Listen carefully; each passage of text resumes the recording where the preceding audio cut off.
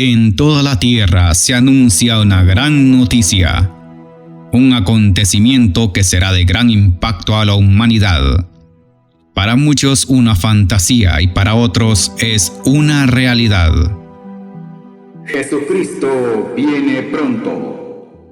Jesucristo viene pronto. Las profecías bíblicas acerca del fin se están cumpliendo. ¿Cuándo será el fin?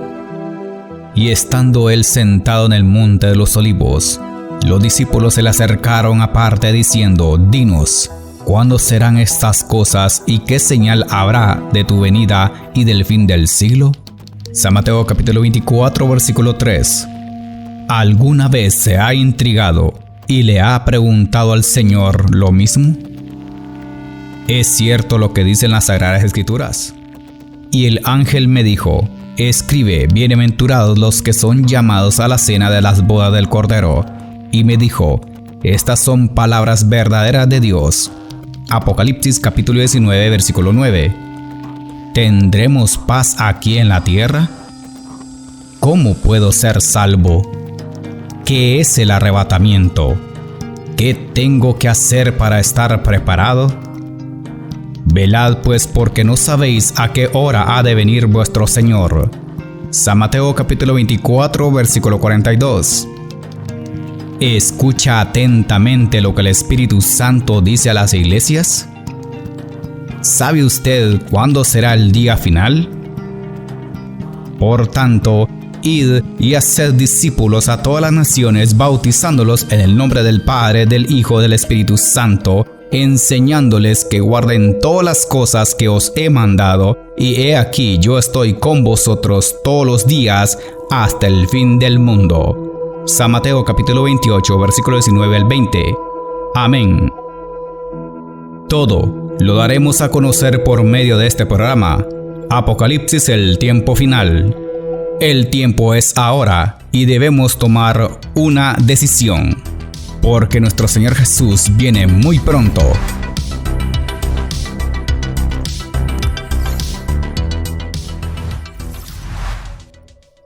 Padre mío, gracias por permitirnos transmitir el programa Apocalipsis, el tiempo final.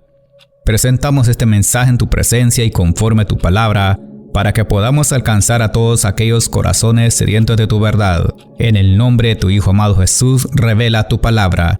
Y en el nombre del Espíritu Santo, convence a muchos para que se preparen para el evento más esperado de todos los tiempos, la venida de nuestro Señor Jesucristo. Padre, gracias por darnos este privilegio tan grande de anunciar la venida de nuestro Señor. Ayúdanos a estar preparados para cuando llegue el momento seamos arrebatados en las nubes del cielo. Dejamos este mensaje en tus manos. Amén.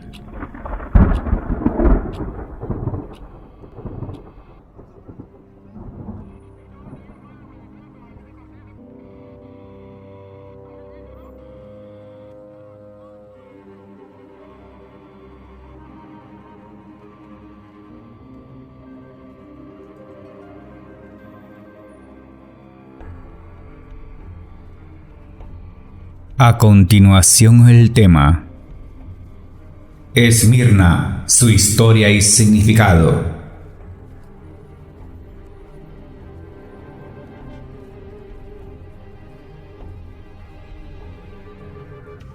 Nos familiarizaremos con el tema de la iglesia de Esmirna, del por qué ese nombre y de dónde procede. Para comenzar, analizaremos su significado. Se ha sugerido que el nombre de Esmirna proviene de la antigua palabra griega, mirra. Esta palabra, su significado especial es aroma dulce. La mirra es una sustancia resinosa, aromática, y se obtiene haciendo una incisión en la corteza del árbol Commiphora mirra, que es una especie de árbol natural de Somalia y otras regiones de África. De su resina se obtiene la mirra, la resina gomosa o chiclosa de color amarillo, que al secarse tiene formas irregulares y tonalidad rojiza. Era muy valorada en la antigüedad, ya que era uno de los componentes para la elaboración de perfumes incienso, ungüentos, medicinas y para diluir tinta en los papiros. Se usaba también para embalsamar a los muertos. La mirra tenía que ser machacado para ser útil y para dar su fragancia.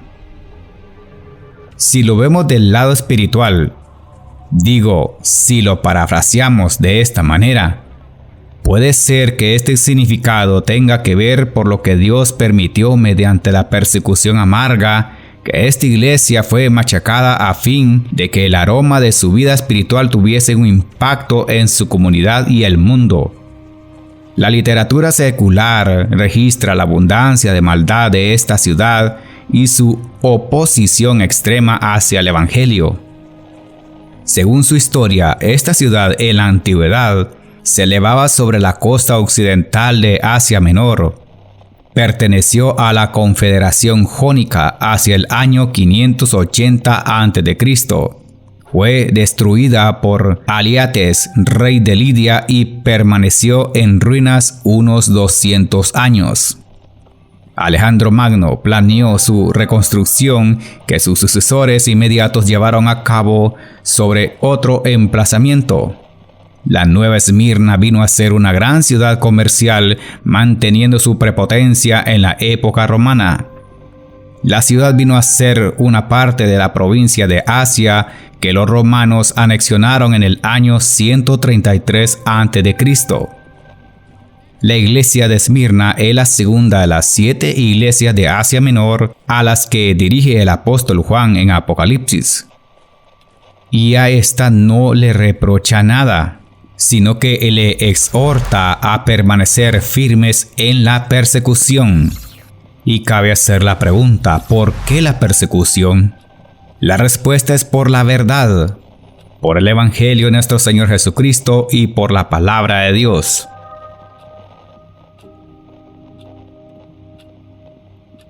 En la Biblia, la palabra Esmirna solo se encuentra en el libro del Apocalipsis. Hacemos esta observación de este nombre en particular porque solo se encuentra en Apocalipsis capítulo 1 versículo 11 y en Apocalipsis capítulo 2 versículo 8 al 11, que luego estudiaremos y escudriñaremos según los escritos en futuras audiciones con la ayuda del Padre, del Hijo y del Espíritu Santo. Amén. Así que de esta manera rogamos al Dios Todopoderoso para que nos dé su interpretación conforme a lo que el Espíritu Santo nos quiera revelar, para difundir el mensaje que corresponde no solo al tiempo antiguo, sino que estos mensajes son enviados a la iglesia de hoy. Antes de seguir, analizaremos de una forma general el significado de esta segunda carta que corresponde a la iglesia de Esmirna. Hemos encontrado algunas respuestas y nos damos cuenta que en realidad, si lo analizamos, viajando en el tiempo por medio de las Sagradas Escrituras, refiriéndonos al tiempo antiguo, en cuanto al tema, el significado es dado también para el tiempo presente. ¿Por qué excluir un mensaje tan importante como este? ¿Por qué evadir esta carta escrita?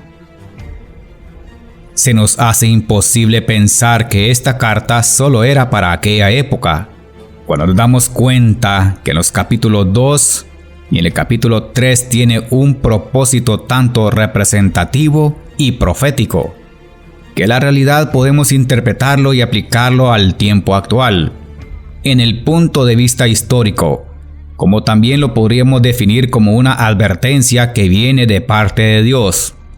Entendemos que nuestro Señor anticipadamente le reveló en visión a su siervo Juan lo que esta iglesia debía sufrir.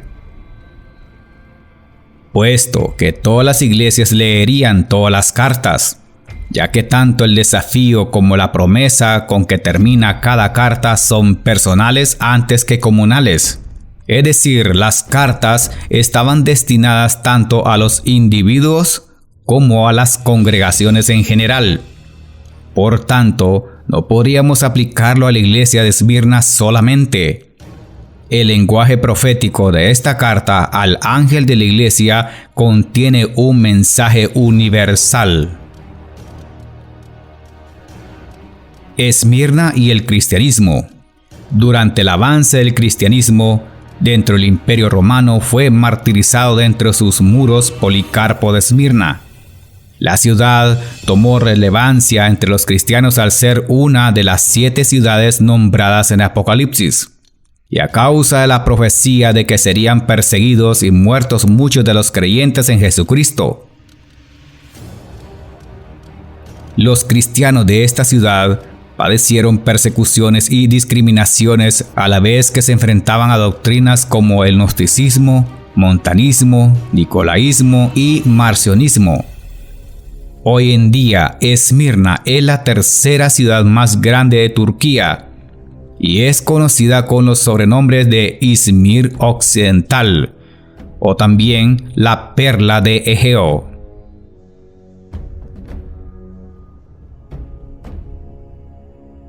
La iglesia de Esmirna era una iglesia muy perseguida según la Sagrada Escritura. Esmirna es una ciudad rica que tenía poco tiempo para los cristianos.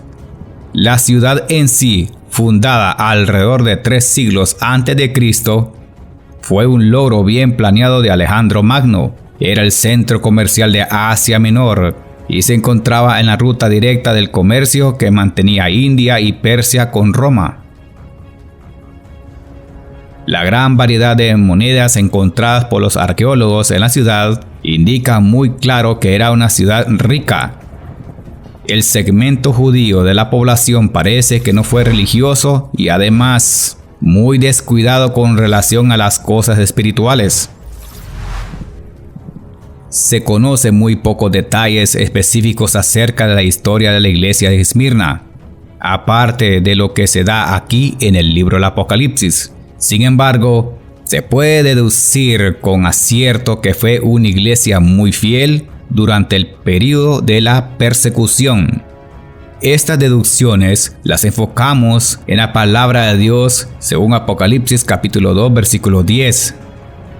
No temas en nada lo que vas a padecer. He aquí el diablo echará a alguno de vosotros en la cárcel para que seáis probados y tendréis tribulación por 10 días.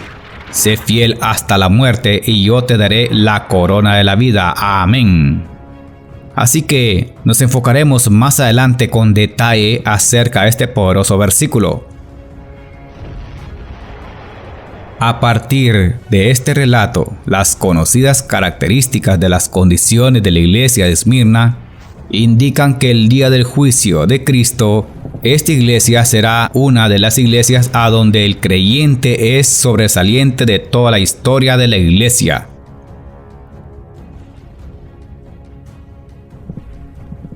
Lo entendemos así porque Dios les promete algo muy especial a los fieles y a los vencedores. Número 1. La corona de la vida. Número 2. No sufrirá daño de la segunda muerte.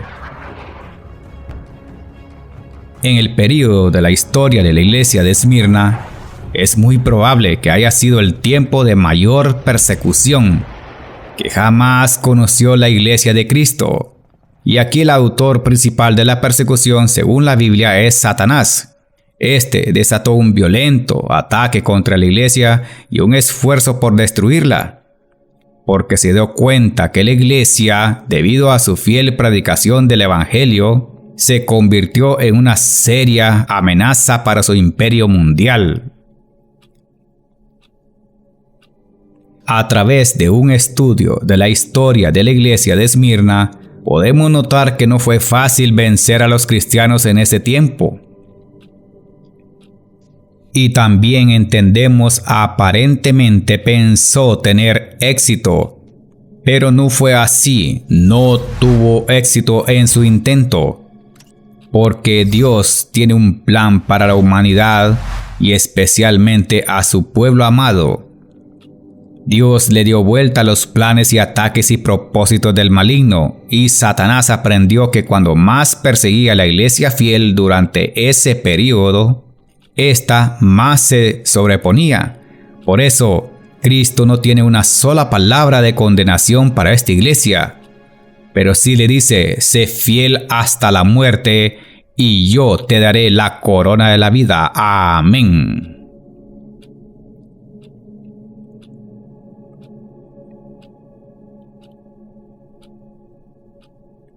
Los cristianos de este tiempo, al verse amenazados a muerte por negar su fe en Jesús, prefirieron morir. A raíz de esto, Satanás aprendió un gran secreto: la persecución no apartará de la entrega fiel a Cristo. Gloria al Señor. Por tanto, al final de esta era de persecución creció. Entonces Satanás se dio cuenta que al ver a los cristianos fieles morir por Cristo, más bien les facilitaba entrar más rápido al paraíso eterno de Dios. Entonces usó otra arma poderosa y muy efectiva que al parecer le ha dado muy buen resultado. Y para debilitar a la iglesia usó el engaño, y fue la indulgencia. Y cabe hacer la pregunta para aprender un poco más de estos temas: ¿qué es la indulgencia? Es un concepto de la Iglesia Católica estrechamente ligado a los conceptos del pecado, penitencia, remisión y purgatorio.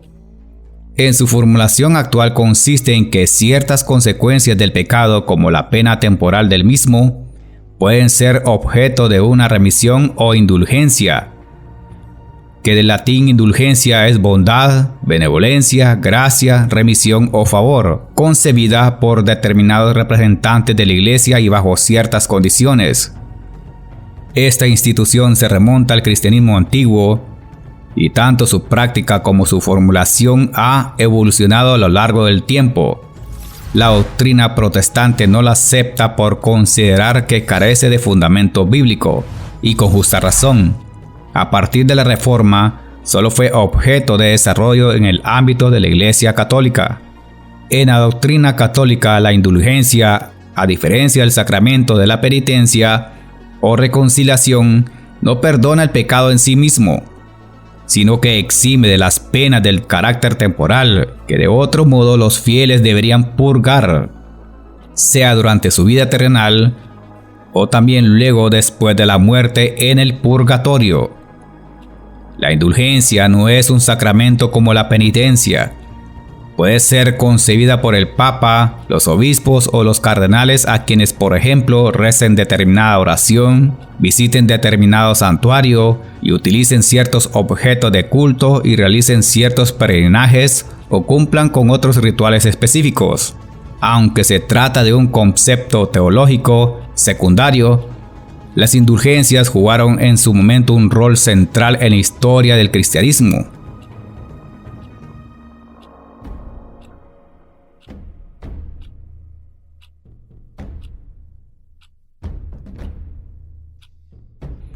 En el siglo XVI, los abusos y el tráfico económico al que le dieron lugar constituyeron el motivo principal que indujo a Martín Lutero a enfrentarse con la Iglesia Católica Romana.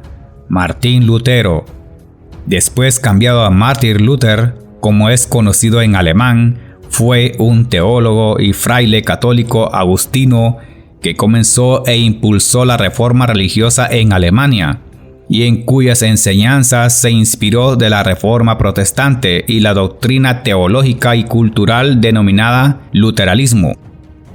Lutero se caracterizó por exhortar a la iglesia cristiana a que regresara a las enseñanzas originales de la Biblia, impulsando con ello una reestructuración de las iglesias cristianas en Europa.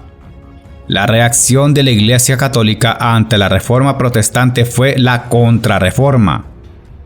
Lutero, que antes profesaba obediencia implícita a la Iglesia, negaba ahora abiertamente la autoridad papal. También declaraba que el papado no formaba parte de la inmutable esencia de la Iglesia original. Lutero acusa así a la Iglesia Católica Romana de instrumentalizar el miedo al infierno en lo que respecta a los vivos, y sostiene que el arrepentimiento basta para lograr la remisión de penas sin necesidad de carta de indulgencia. Esto dio comienzo a la Reforma Protestante. En sus 95 tesis, Lutero afirmó que el arrepentimiento establecido por Cristo para que los pecados sean perdonados implica un arrepentimiento espiritual interno en lugar de simplemente una confesión sacramental externa.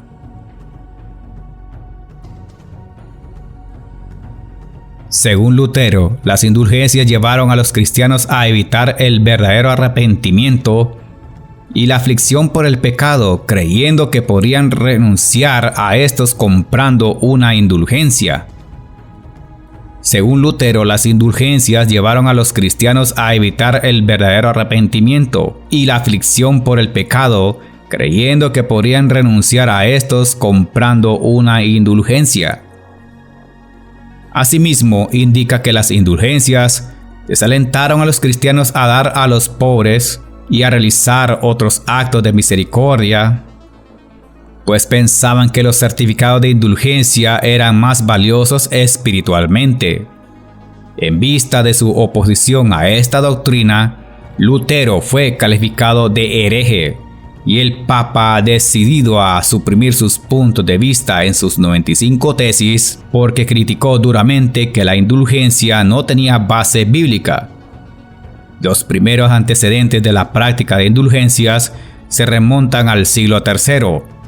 Esta práctica fue denunciada por el teólogo y reformador inglés Juan Wycliffe y el teólogo y filósofo checo Juan Hus, entre otros. Aplicamos la teoría e historia de la Reforma porque por esta razón, o mejor dicho, por esta verdad, los cristianos verdaderos de aquel tiempo fueron perseguidos, empezando por Martín Lutero, el gran reformador protestante. Amén.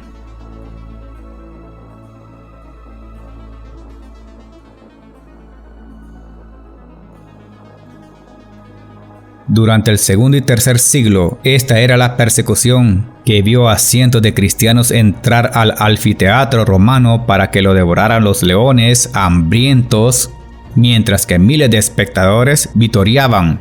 A muchos los crucificaban, a otros cubrían con pieles de animales y los arrojaban a perros salvajes que los torturaban hasta la muerte. Los cubrían de brea y les prendían fuego para que sirvieran como antorchas. Los servían en aceite y los quemaban en hogueras, suerte que corrió Policarpo en la ciudad de Esmirna en el año 156 después de Cristo, a los 86 años de edad. Lo quemaron vivo porque se negó a blasfemar a Cristo. Policarpo, el obispo de Esmirna, llegó a ser mártir y su sepulcro todavía es señalado. Durante la Edad Media fue el escenario de muchas luchas, la más feroz de las cuales fue dirigida por Timur, el conquistador militar turco-mongol. Según su historia, se cree que mató a miles durante sus conquistas, hizo una torre de 90.000 cabezas de sus víctimas, conquistó Persia y Mesopotamia, invadió Rusia, Georgia, India, Siria y Turquía. Miles de mujeres fueron llevadas como esclavas. Se cree que justificó sus campañas en contra de los cristianos y los hindúes. Esmirna fue la última de las ciudades cristianas en mantenerse firme contra los mahometanos, pero cayó bajo los turcos en 1424. Un historiador dedicado a la historia de la Iglesia estimó que durante este periodo 5 millones de cristianos fueron martirizados por causa del testimonio de Jesucristo, pues la persecución fue mencionada aún el apóstol Pablo según los escritos en Hechos de los Apóstoles. El evangelio llegó a Esmirna presuntamente de Éfeso y desde sus comienzos persiguió a la iglesia de Cristo. Aún en su conversión él también fue perseguido. Y esto lo notamos en Hechos capítulo 19, versículos 9 al 10. Pero endureciéndose algunos y no creyendo, maldiciendo el camino delante de la multitud, se apartó Pablo de ellos y separó a los discípulos, discutiendo cada día en escuela de uno llamado Tirano, Así continuó por espacio de 2 años, de manera que todos los que habitaban en Asia, judíos y griegos, oyeron la palabra del Señor Jesús. Amén. La segunda de las 7 cartas se menciona en Apocalipsis capítulos 2 y 3, una de las 2 que elogian sin reservas a sus destinatarios. En efecto, la fidelidad, no temas lo que has de padecer. El diablo echará a alguno de vosotros en la cárcel para que seáis probados y tendréis tribulación por 10 días. Sé fiel hasta la muerte y yo te daré la corona de la vida. Apocalipsis capítulo 2 versículo 10.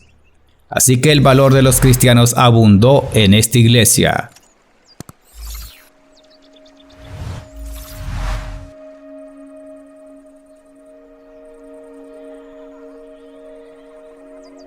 El tiempo actual que vivimos es preciado. Mientras podamos testificar de Jesucristo, lo hacemos de corazón para la gloria de Dios. Esto ha sido todo por este día en el programa Apocalipsis, el tiempo final.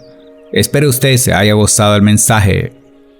Hoy ha conocido que este es el mensaje que Dios quiere que escuche. Está en el tiempo aceptable. No espere que sea demasiado tarde, porque cuando llegue el momento y la hora, no habrá oportunidad de arrepentimiento. Lamentablemente ya no la habrá. Es necesario estar decidido y preparado para el evento crucial. Si usted cree que es importante recibir al Señor Jesucristo como único Señor y Salvador y que necesitas una verdadera conversión, haz una oración de fe, pues Él te está llamando.